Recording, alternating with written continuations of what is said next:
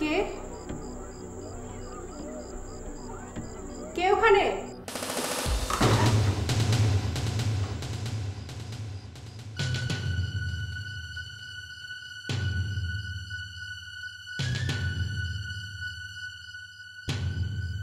দরজাটা বন্ধ করে রেখেছেন কেন? আমি যাতে ভেতরে ঢুকতে না পারি এই জন্যে। ফর ইউর কাইন্ড ইনফরমেশন, এটা রেল স্টেশনের ওয়েটিং রুম, আপনার বেডরুম না যে আপনি চাইবেন আর একলা দরজা বন্ধ করে বসে থাকবেন। আপনার সমস্যা কি? সে তখন থেকে আপনি আমার পিছু নিয়েছেন। আপনি ডিস্টার্ব করছেন কেন আমাকে? ও, সেই তখন থেকে আমি আপনাকে ডিস্টার্ব করছি। তার মানে সেই তখনের আগের সময়টুকু আপনার বেশ ভালো কেটেছে। সেই সময়গুলো ছিল আমার জীবনের শ্রেষ্ঠ বাজে সময়, সেগুলো আমি মনে করতে চাই না। আচ্ছা, আমাকে ডিস্টার্ব করার কারণটা কি জানতে পারি? পারেন, অবশ্যই জানতে পারেন। আমি আপনার বডিগার্ড হিসেবে আপনাকে পাহারা দিচ্ছি। আমাকে পাহারা দেবার নামে হিরো সেজে কোনো লাভ নেই। আপনি হিরো সাজলেও আমি আপনার প্রেমে পড়বো না। ডিসিশন যেটা ছিল সেটাই ফাইনাল। ডিসিশন? হ্যাঁ, ডিসিশন তো ফাইনালি। তবে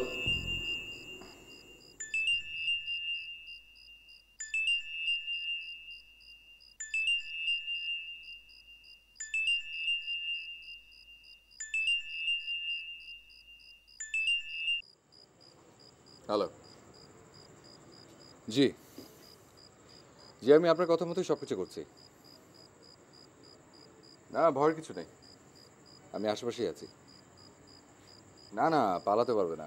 হ্যাঁ, তাছাড়া আশেপাশে সবসময় আছে, আপনি চিন্তা করবেন না। হ্যাঁ ঠিক আছে, রাখছি, বাই। এখানে কোনো ট্রান্সপোর্ট পাবেন না, আশেপাশে রিক্সা ভ্যান কিচ্ছু নেই। প্রয়োজন হলে পায়ে হেঁটে যাব, তাতে আপনার কি? এরকম অচেনা একটা গ্রামের পথ ধরে পায়ে হেঁটে একা একা কোথায় যাবেন আপনি? তাছাড়া রাস্তায় তো শিয়াল কুকুর চোর ডাকাতেরও ভয় আছে। আর আপনার মতো এরকম একজন সুন্দরী তরুণীকে যদি এত রাতে একা একা হেঁটে যেতে দেখে, তাহলে বখাটের ছেলেরা কি করবে ভাবুন তো। তখন আপনাকে নিরাপত্তা কে দেবে? আমি কি এখানে নিরাপদ? জি, আপনি এখানে নিরাপদ, সম্পূর্ণ নিরাপদ। আপনি বরং এক কাজ করুন, আপনি ওই বেঞ্চটাতে একদম নিশ্চিন্তে ঘুমিয়ে থাকুন। আমি আছি, আমি প্রমিস করছি যে আপনাকে একটু ডিস্টার্ব করবো না। ওকে?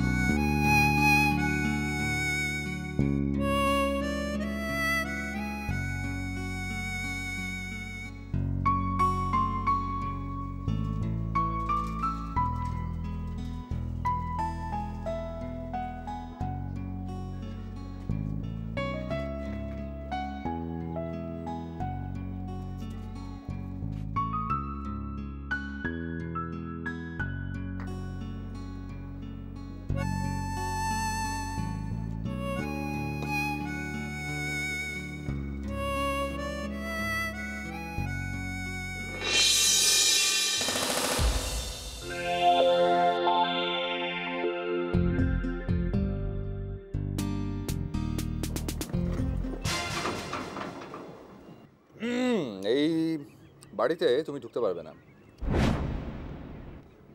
ভেতর থেকে গেটটা বন্ধ করে রাখা। আমি অনেক চিৎকার চেঁচামেচি করলাম, গেট ঢাকা থেকে করলাম, কেউ খুললো না। আমার কি মনে হয় জানো? আমার মনে হয় বাড়িটা ভূত পেত্নীর বাড়ি। তোমার এখানে থাকাটা নিরাপদ হবে না। এক্সকিউজ মি, আপনাকে তুমি করে বলার পারমিশন কে দিয়েছে? আর এখানে ভূত পেত্নী রাক্ষস যাই থাকুক না কেন, সেটা আমার প্রবলেম। এই বাড়িতে থাকার পারমিশন শুধুমাত্র আমার আছে, আর কারো নয়। সেজন্যই আপনি এতক্ষণ ধরে ধাক্কা দেওয়ার পরেও কেউ গেট খুলে দেয়নি, বুঝতে পেরেছেন? হ্যাঁ জি, বুঝতে পেরেছি। আর আপনাকে তুমি করে বলে ফেলার জন্য সরি। কি করবো বলেন, পুরনো অভ্যেস। মানে আপনার মতো মেয়েদের দেখলে তুমি করে বলতে ইচ্ছে করে, মানে কেন জানি খুব আপন মনে হয়। মানে তুমি শব্দটা খুব আপন করে, আর আপনি শব্দটা খুব দূরে ঠেলে দেয়, কেমন জানি পরপর মনে হয়, তাই না? তার জন্য মনে হয় যে আপনি ওই তুমি করে বলার পারমিশনটা দিয়ে দিলে ভালোই হয়। তো তোমাকে আর একটা কথা বললে আমি পুলিশকে ইনফর্ম করতে বাধ্য হব।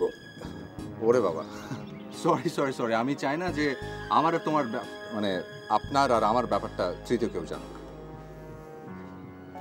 সো আমি আপনাদের থেকে দূরে দূরেই থাকছি, তবে কথা দিচ্ছি যে আবারও দেখা হবে, কারণ আপনার জীবনের নিরাপত্তার দায়িত্বটা তো আমার। আসি। জীবনের নিরাপত্তার দায়িত্ব আসছে bodyguard.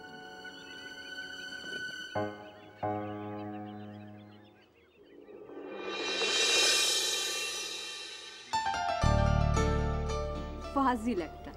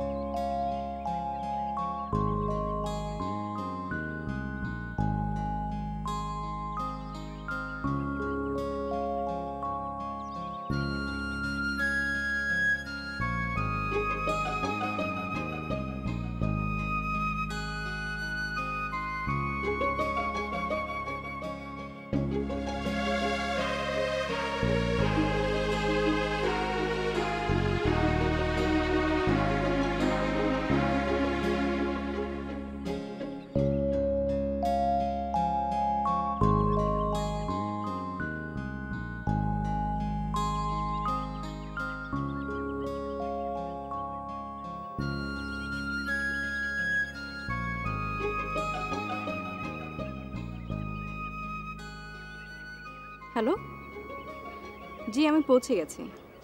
Thank you so much এত সুন্দর জায়গায় আমাকে পাঠানোর জন্য।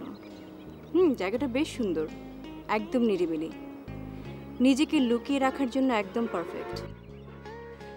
না না, এখনো কারোর সাথে দেখা হয়নি। কি পরিচয় দেব, দেখি কি পরিচয় দেওয়া যায়। Thank you, by.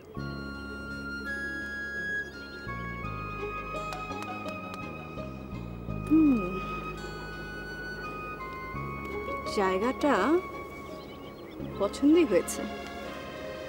দেখি এখন সামনে কি করা যায়।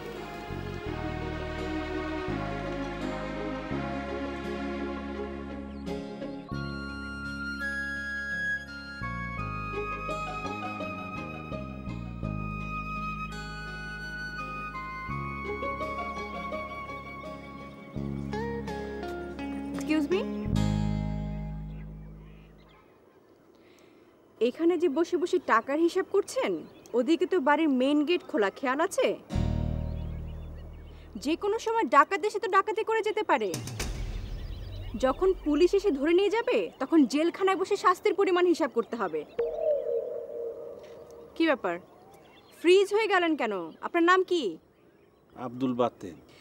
আব্দুল বাতেন। আপনি কি এই বাড়ির কেয়ারটেকার? জি। আমাকে চিনতে পেরেছেন? জি না। না চেনারই কথা। তা এই বাড়ির মালিককে চেনেন? এইটা কেমন কথা কর? না চিনলে এত বছর ধরে এখানে চাকরি করতেছি কেমন?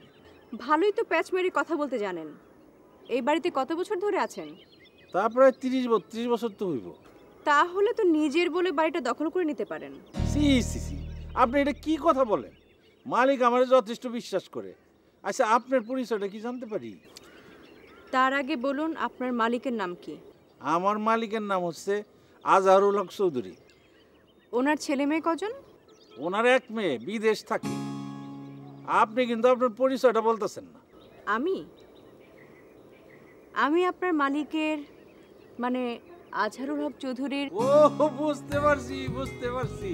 আপনি আমাদের মাজননী। আহা, সেই ছোট্ট আপনারে দেখছি, তারপর তো বিদেশে চলে গেছেন। আচ্ছা, আপনি যে আসবেন এই কথা সাহেব কিন্তু আমার জানায় না। পুতুল, এই পুতুল, তাড়াতাড়ি আয়, দেখে যা কে আসছে। যাক, থাকার জায়গাটা পার্মানেন্ট হয়ে গেল।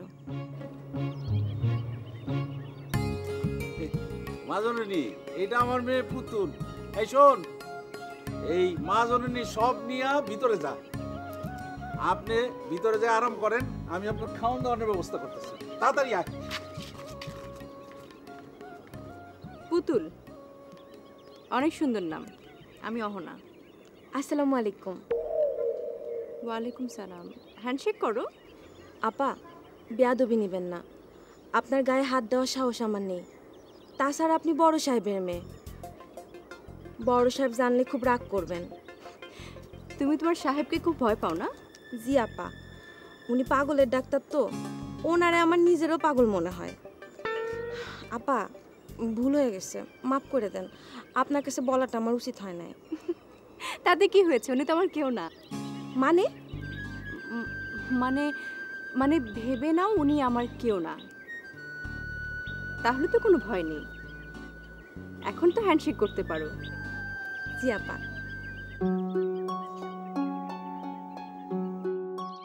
তোমাকে আমার খুব প্রয়োজন হবে।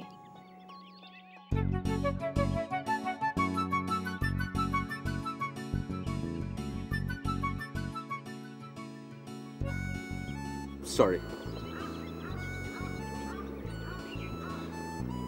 কি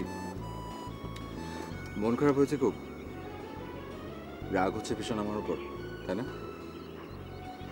কি করবো বল, তোমার ওই রাগানো চেহারাটা যে আমার খুব পছন্দ। এইবার সরি সরি সরি, এমনি দুষ্টামি করছিলাম। আর কিছু করার ছিল না, কারণ এই অজপাড়া গায়ে তোমার পছন্দের খাবার পাওয়া প্রায় অসম্ভব। তাই বাধ্য হয়ে বার্গার কিনে আনতে হলো। আমি জানি খাবারটা তোমার খুব অপছন্দ, কিন্তু কি করবো বলো, কিছু না খেয়ে থাকার থেকে এই বার্গার খেয়ে থাকা তো অনেক ভালো। আর তাছাড়া আশেপাশে এলাকায় এমন কোনো ভালো হোটেলও নেই যে লাঞ্চ করবো। আচ্ছা, এক কাজ করি, চল চাল ডাল কিনে এই মাঠে রান্না চলে দিই, ছোটবেলার ওই চড়ুই ভাতি খালার মতো। সাদা ভাত, লাউ শাক, আলু সেদ্ধ আর ডিম ভাজি। ওকে? ওই মিয়া পাগল হয়ে গেলেন নাকি? একা একা কালো কথা কইতাছেন? আমার বউয়ের সাথে।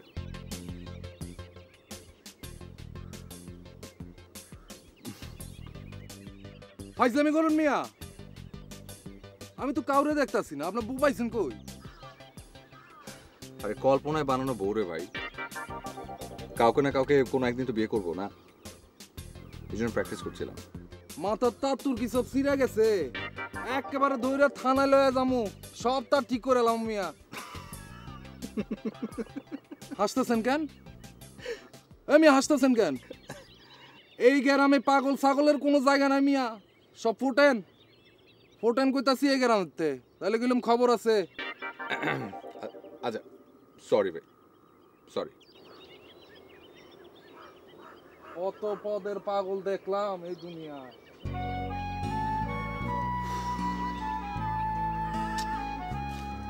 কোথাও গিয়ে একটু শান্তি নেই, সব জায়গায় ডিস্টার্ব। মানে প্রাণ খুলে তোমার সাথে যে একটু কথা বলবো না, সেটারও উপায় নেই। ইয়ে, তুমি যদি পারমিশন দাও তাহলে এই খাবারগুলো আমি খেতে পারি। খাবো? Thank you.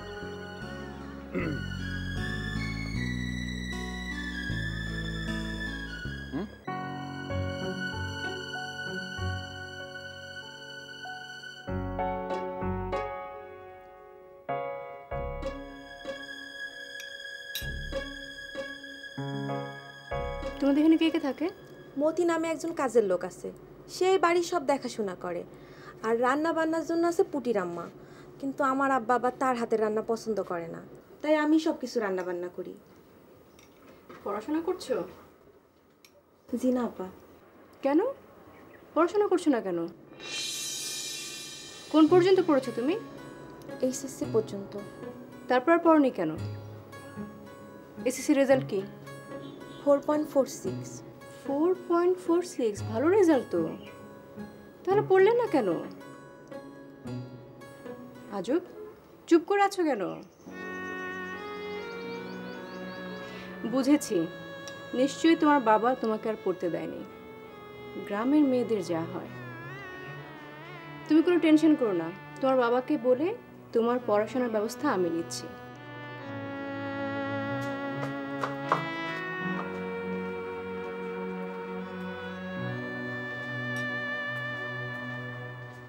জানি বাজারে যাইতেছি, আপনি কি পছন্দ করেন না করেন কিছুই তো জানি না, যদি বইলা দিতেন তাহলে সুবিধা হইতো। চিকেন উইংস নিয়ে আসেন। ও সরি, আপনার যা পছন্দ আপনি তাই নিয়ে আসেন। আচ্ছা শুনুন, আপনার মেয়েকে আপনি আর পড়াশোনা করতে দেননি কেন? মাজননি, আপনি যে এইখানে আসছেন সাহেবরে কথাটা জানানো দরকার। আমার মোবাইলের সিমটা আবার ডিস্টার্ব, আপনি লই কি সাহেবের কথাবার্তা হয়েছে? আমি কথা বলে নেব। আমি যে এখানে এসেছি আপনার সাহেবকে বলার দরকার নেই। হ্যাঁ জি, মানে বলছিলাম সাহেবরে যদি না জানানো হয় পরে তো এটা নিয়ে এসে আমার সঙ্গে রাগারাগি করবে। মাজননি, সাহেবের মুখে আমি শুনছি আপনার অনেক রাগ, আপনি অনেক জিদি। তারপর ছোটোবেলায় মা মরছে, একলা একলা বিদেশে বড় হয়েছেন, এই জন্য আপনার রাগ আরও বাড়ছে। সাহেব আপনারা অনেক আদর করে। বেয়াদবি না নিলে একটা কথা বলি, মানে আপনি এখানে আসার পর থেকে সাহেবরে খালি সাহেব সাহেব করে বলতেছেন। আমি একবারও শুনি নাই আব্বা কিংবা বাবা বইলা সম্বোধন করতে। এত কথা বলছেন কেন? আমি কি বলেছি আমার কোনো বিষয় আপনাকে সমাধান দিতে? আমি যে এখানে এসেছি আপনার সাহেব যেন না জানে, ব্যাস। জি, আপনি যা বলবেন তার বাইরে কিছু হবে না।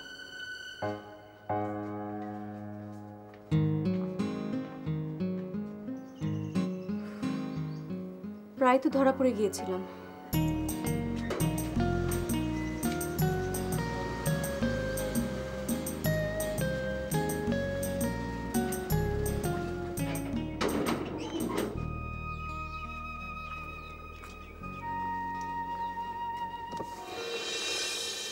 আসসালামু আলাইকুম।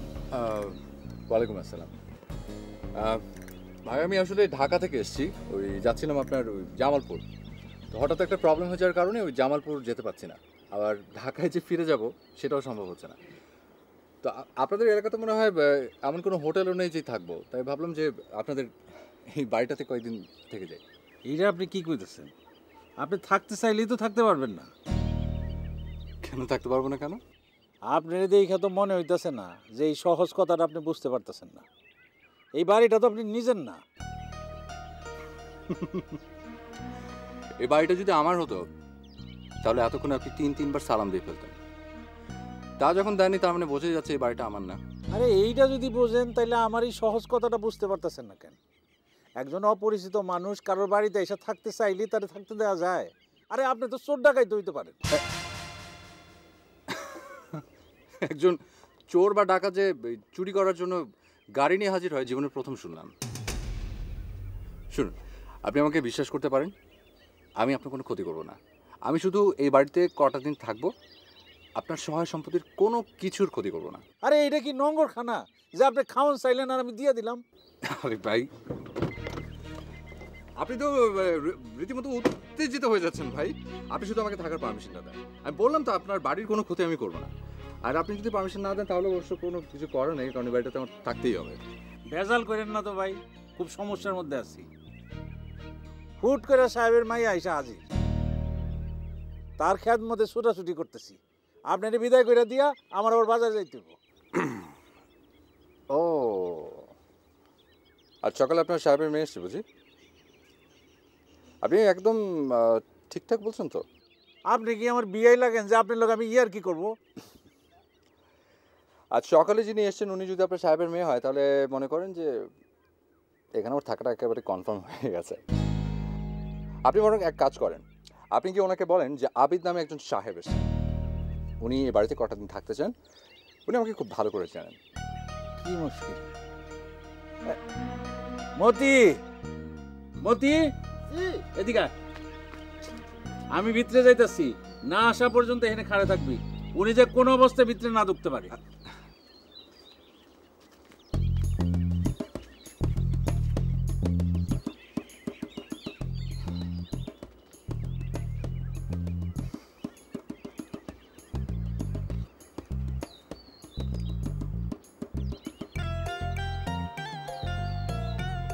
বিড়ি সিগারেট খাই না।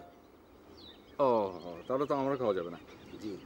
কারণ একজন অদম্পারীর সামনে ধূমপান করাটা ঠিক না। তুমি এক কাজ করো, তুমি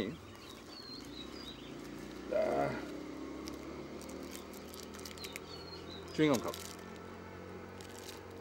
একটা সিগারেট দেন। এইমাত্র না তুমি বলে যে তুমি বিড়ি সিগারেট খাও না?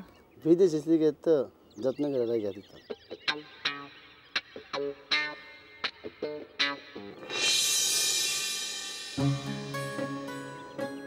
মাজননি, আপনি অনুমতি দিলে তার আমি গাড় ধরে বাড়ি থেকে বাইর করে দিতে পারি। আপনার সিদ্ধান্তটা জানা দরকার। আমার তো ওর বাজারে যাইতে হবে। গ্রামের বাজার তো তাড়াতাড়ি না গেলে কিছুই পাওয়া যাবে না। তারে কি বাড়ি থেকে বাইর করে দিব? না, ওকে আমার কাছে নিয়ে আসুন। ঠিক আছে।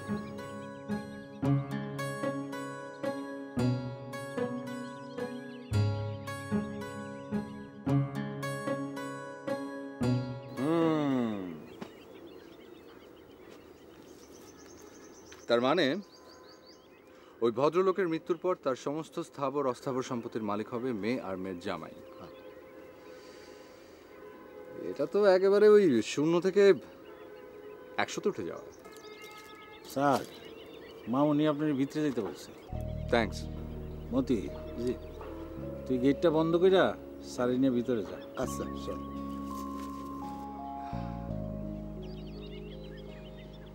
আমি জানতাম তুমি পারমিশন দেবে।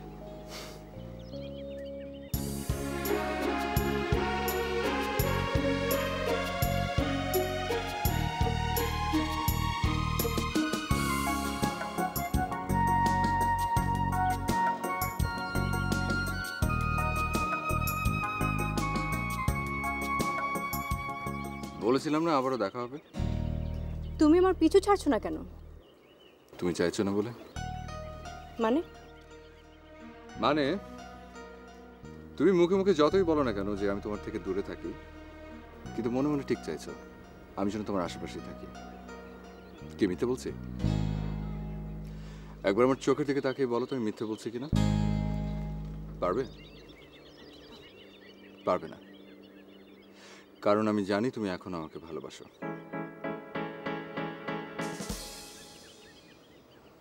আমি এসব ব্যাপারে কথা বলতে চাচ্ছি না। পুতুল, পুতুল,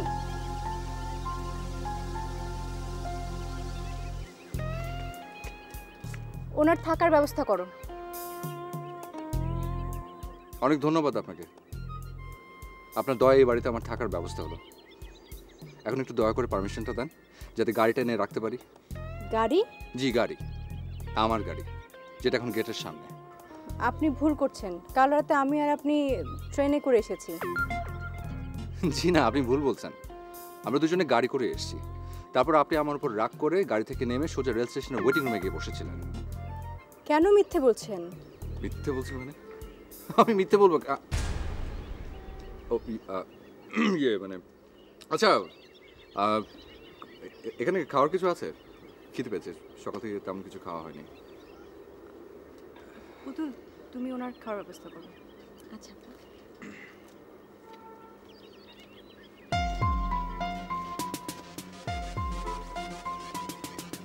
এই বাংলো বাড়িটার মালিক আজহারুল হক চৌধুরী তোমার বাবা? কেন খামাখা মিথ্যে বলতে যাও? তুমি যদি মিথ্যে না বলে সত্যিটা বলতে, তারপরও তো এই বাড়িটাতে আশ্রয় পেতে।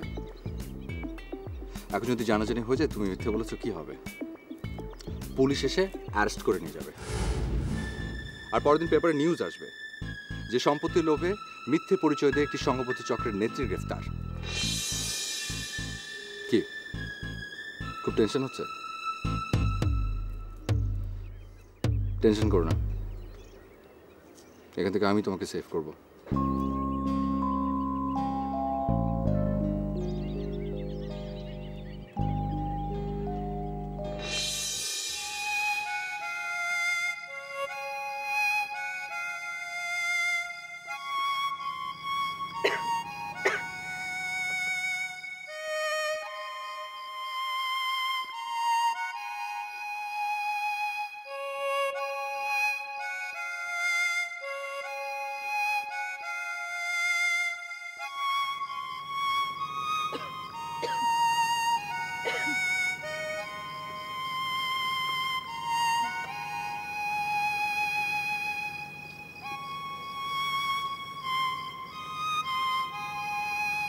আপা, রাত হইছে, খায়া নেন।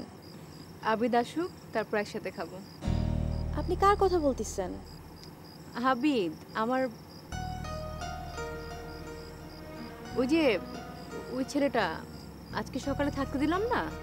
ও, সে তো এখনো আসে নাই, কখন আসবে তার তো ঠিক নাই। আপনি বরং খায় নেন আপা, অনেক রাত হয়ে গেছে। কোথায় গেছে বলে গেছে? যাওয়ার সময় তো তার সাথে আমার দেখা হয়নি। আপা, আপনি রাগ না করলে আপনার একটা কথা বলি। বলো। সে আপনার কেমন পরিচিত? কেন? দুপুরবেলা যখন আপনি ঘুমাইছিলেন, সে জানালার ফাঁক দিয়ে তাকায় তাকায় আপনারে দেখতেছিল।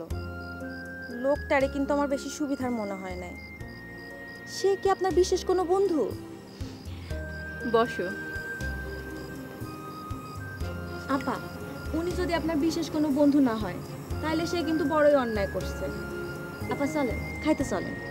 এখন খিদে নেই, আবিদ আসলে তারপর একসাথে খাবো। তোমরা খেয়েছো? জি আপা, খায় ফেলাইছি। এশার নামাজের পরই আব্বা রাতের খাবার খায়, তার সাথে খাওয়ার অভ্যাস তো, তাই খায় ফেলাইছি। আপা, আপনি রাগ করেন না। আরে এখানে রাগ করার কি আছে? তোমাকে একটা কথা জিজ্ঞেস করি।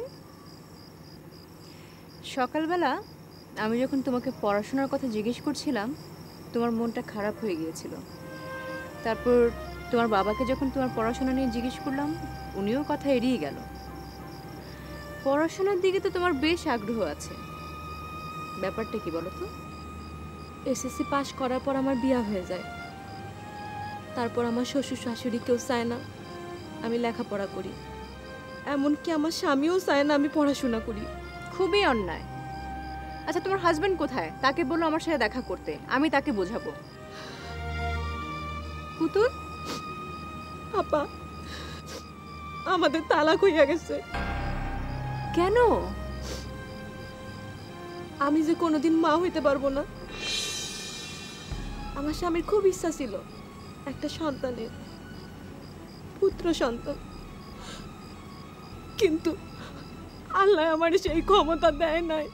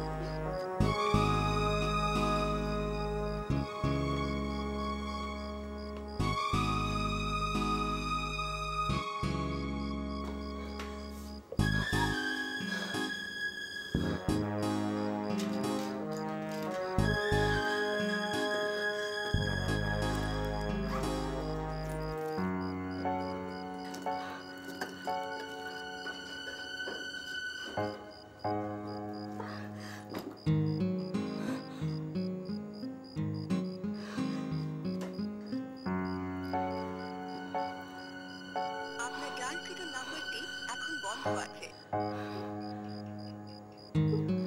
আপনার ডায়ালকৃত নাম্বারটি এখন বন্ধ আছে।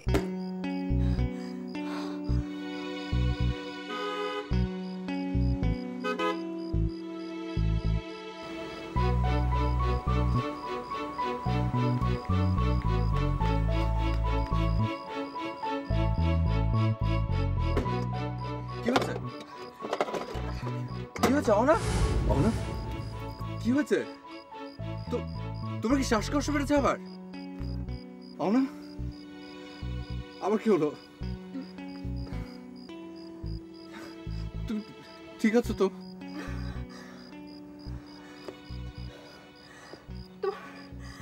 তোমার মোবাইল বন্ধ ছিল কেন? আরে ফোনে চার্জ নেই, আর কাল সারা রাত চার্জ দিতে পারিনি, আজকে ভুলে গেছি, সরি। ঠিক আছে তো? এখন ভালো লাগছে? তুমি এক কাজ করো, চলো চলো তো ঘরে চলো, ঘুমলে ঠিক হয়ে যাবে, চলো। আমি যেতে পারবো না, আমার একদম শক্তি নেই। আচ্ছা আমি হেল্প করছি, দাঁড়া।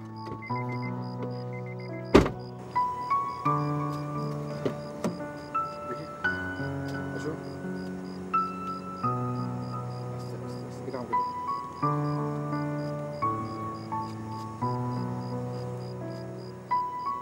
দাঁড়াও, দাঁড়াও, দাঁড়াও, দাঁড়াও।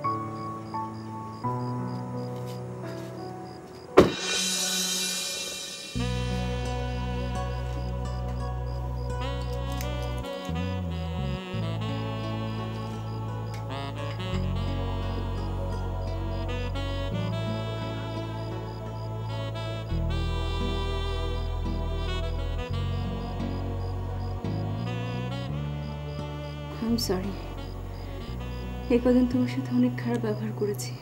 চোখটা বন্ধ করে ঘুমানোর চেষ্টা করো, ওকে? সকালে উঠে দেখবে একদম সব ঠিক হয়ে গেছে।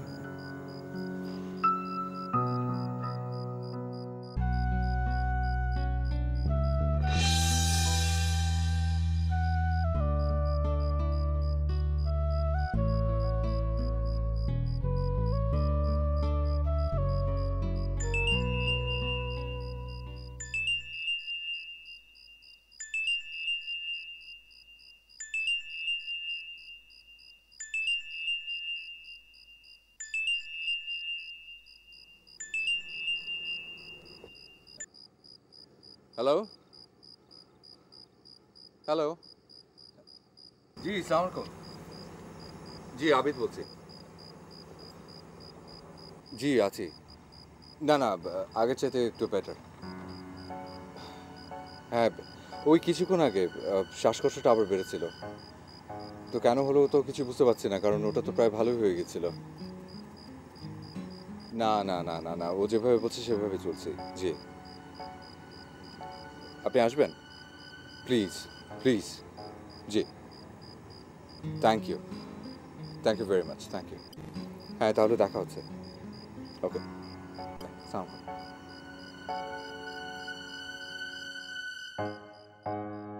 আব্বা পড়ালেখাটা আবার নতুন করে শুরু করতে চাই। জামাই সম্মতি দিছে? হ্যাঁ গো, সাথে তো আমাকে কোনো সম্পর্ক নাই, তাকে সম্মতির কি দরকার? কালকা আবিদের সঙ্গে বাজারে আমার দেখা হয়েছে, তারা নতুন করে আবার সম্পর্ক করতে চায়। তাই কইছিলাম মা। আব্বা তুমি কি চাও আমি বিষ খাইয়া মইরা যাই? যদি তা না চাও এই ব্যাপারে আমার আর কিছু কইবা না। রাগ হইস না মা, কাল বৈশাখীর জ্বরে বট গাছও কম বেশি নড়ে। বাপের মন তো শকুনের ডরে বুকের মধ্যে খালি চিনচিন করে। বাদ দে, যা বাজারে ব্যাগটা নিয়ে আয়। সাহেবে ফোন করছে বিকালে বাংলোয় আসবো। তাই নাকি? আচ্ছা আব্বা, তার মাইয়ার ব্যাপারে কিছু কইছো? আরে এইটা আর মাইয়া না তো। তাইলে আস্তে, সাহেবে আমার খোলাসা করে কিছু কয় নাই, খালি কইছে বিকালে আসতেছে। একদিকে ভালো করে খেয়াল রাখিস যেন পলে টলে না যাইতে পারে। আচ্ছা।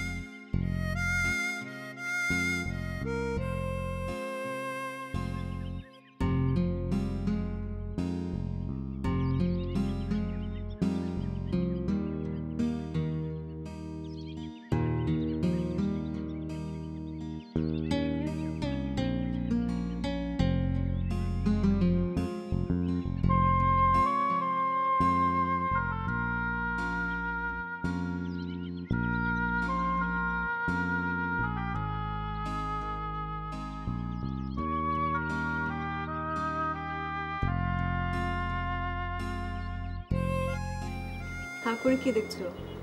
নীল মেঘ, মেঘের টানে ভেসে বেড়ানো অসংখ্য সাদা কাঞ্চিল, ভোরের শিশির, ঘাসফুল, ফড়িং, প্রজাপতি। ও বাবা, এত ভালো লাগে একসাথে কোথায় পেলে? তোমার ঠোঁটে, তোমার চোখে, তোমার কপালে, তোমার সারা মুখে।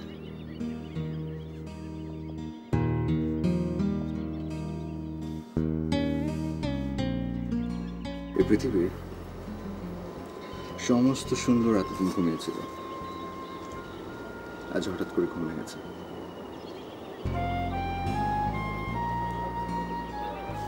একটা মিনিট।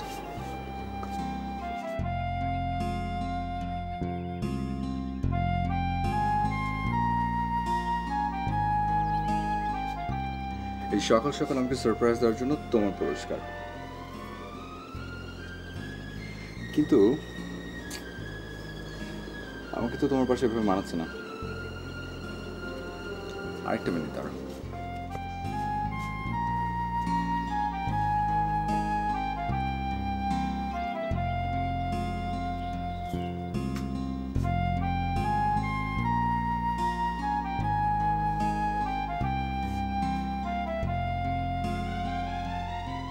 তোমার মতো এত কাব্য করে বলতে পারবো না, সহজ করেই বলি।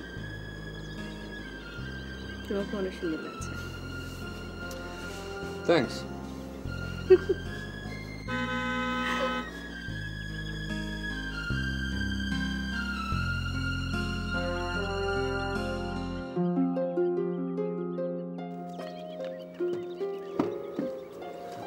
আসসালামু আলাইকুম। ওয়ালাইকুম আসসালাম। কি খবর? জি, আল্লাহর রহমতে ভালো আছি। এখানকার সব ঠিকঠাক তো? জি, ওই সবই ঠিকঠাক, খালি ওই দুইজন ছাড়া। কেন, ওরা কি করেছে? আপনি যখন কষ্ট করে আসছেন নিজ চোখেই সব দেখতে পাইবেন। Good morning. Good morning.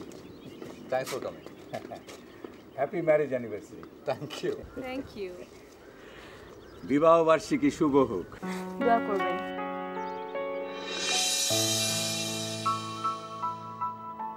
এখন কেমন আছো বেবি? এখন অনেক ভালো। এখানে এসে আরও ভালো লাগছে। এই জায়গাটা না আসলে সত্যিই মিস করতাম। এর জন্য আপনাকে আবারও থ্যাঙ্কস। You R welcome. দেখো, আমি মনের ডাক্তার। মানুষের মন আমি খুব ভালো বুঝি।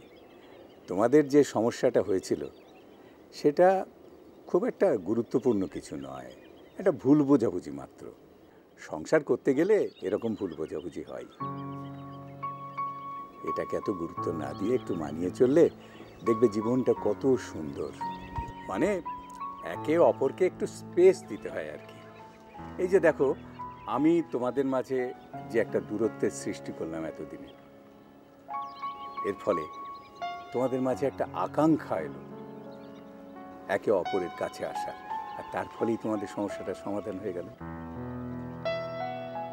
এই জন্য অবশ্য আবিদকে থ্যাঙ্কস দিতে হয়। ও সারাক্ষণ তোমার পাশে ছিল। তা তোমরা কোথাও বেড়াতে বেরোচ্ছ নাকি? জি আঙ্কেল, আমরা আসলে দুজন মিলে সারাদিন আজকে ঘুরবো। তো আমাকে কেন বঞ্চিত করছো? আমাকেও সঙ্গে নিয়ে নাও। আরে কি বলছেন, শিওর। আপনি এক কাজ করুন, তাহলে আপনি ফ্রেশ নিন, আমরা তাহলে একসঙ্গে বেরোই। না না, তোমাদের মাঝে আমি কাবাবের মধ্যে হাড্ডি হতে চাই না।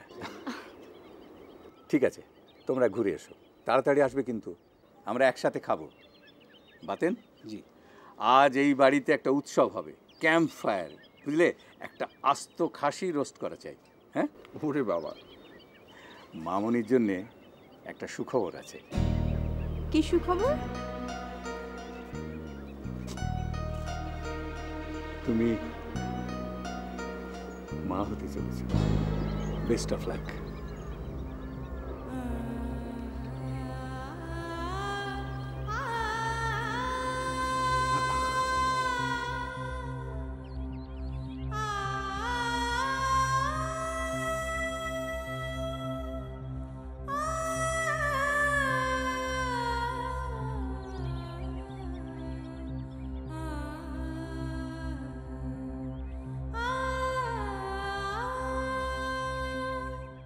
যে টেস্টগুলো করতে দিয়েছিলাম তার সবগুলো রেজাল্ট পজিটিভ এসেছে।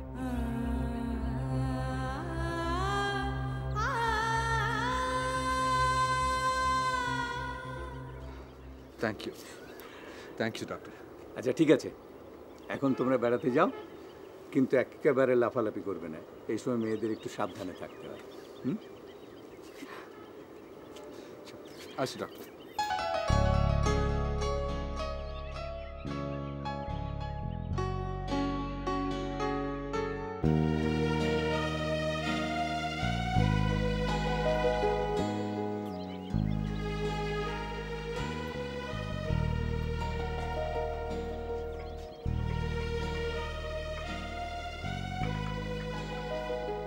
লেবু শরবত গরমের মধ্যে ভালো লাগে। Thank you.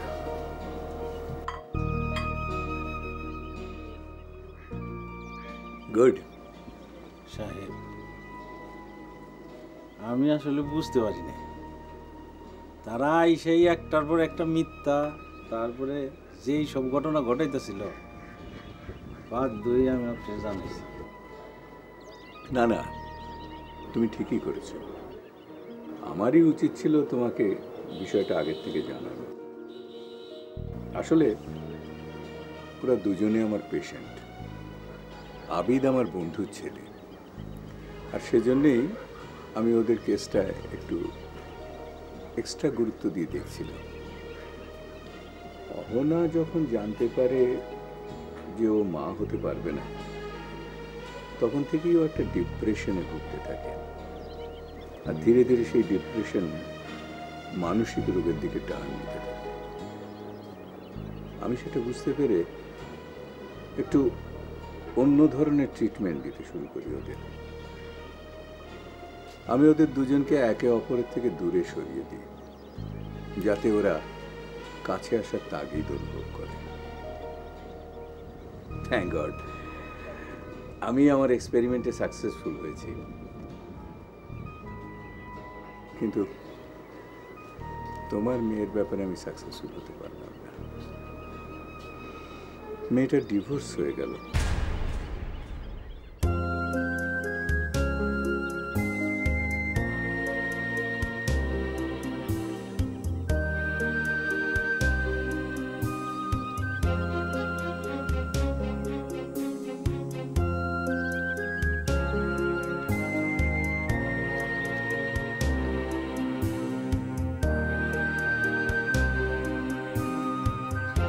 একটু হাত দাও তো।